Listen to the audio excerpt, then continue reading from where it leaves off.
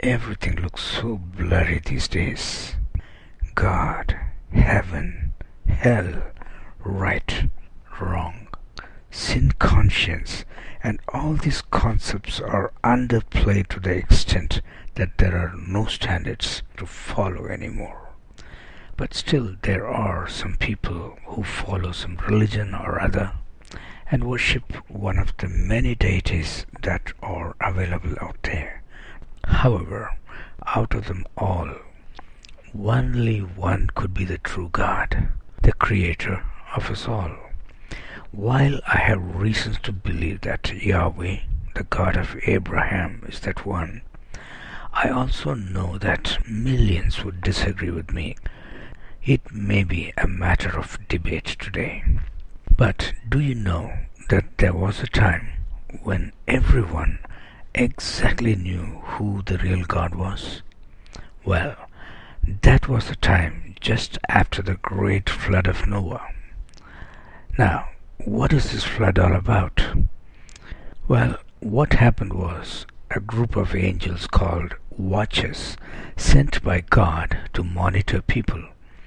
They mingled with earthly women, and giants were born out of that union.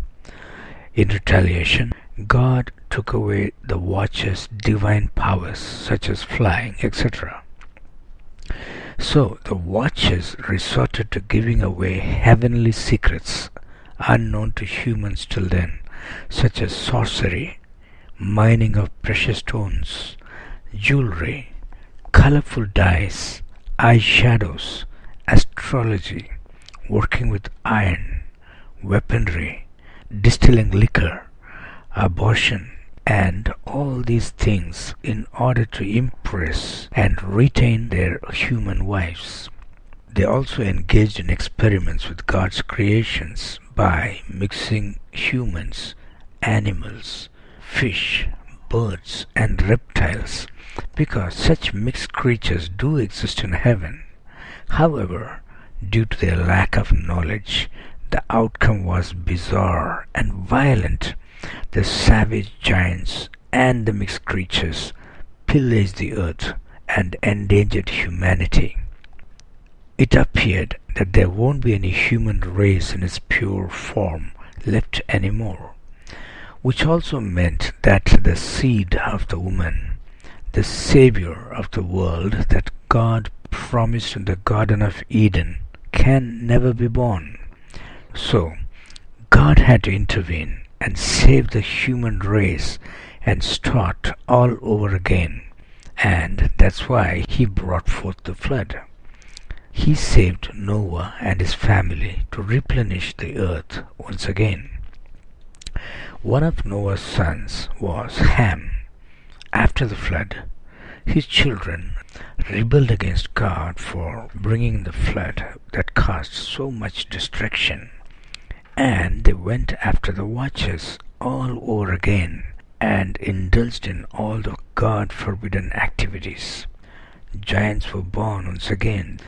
Mixing up of God's creatures were also re-attempted. Not for no reason. Mythologies are filled with characters like this. All these are accounts that took place after the flood. God busted this union of rebellious humans at a region called Plain of Shinar, where they were building the ill-famed Tower of Babel. God confused the language of the people and scattered them across the face of the earth. Now, the construction of the tower was under the supervision of a mermaid queen, Semiramis, and her son Tammuz. The people who were scattered vaguely remembered a queen and her little son in their new lands, and they continued to worship them. That's how paganism was born, where they worship a mother goddess with a son in her arms, with many names in many regions. Well, this explains that everyone knew the true God Yahweh at one point of human history, and they went astray from Him. Please go through my other videos to find out how the pagans wiped out the name of Yahweh from among the people. Thanks for watching.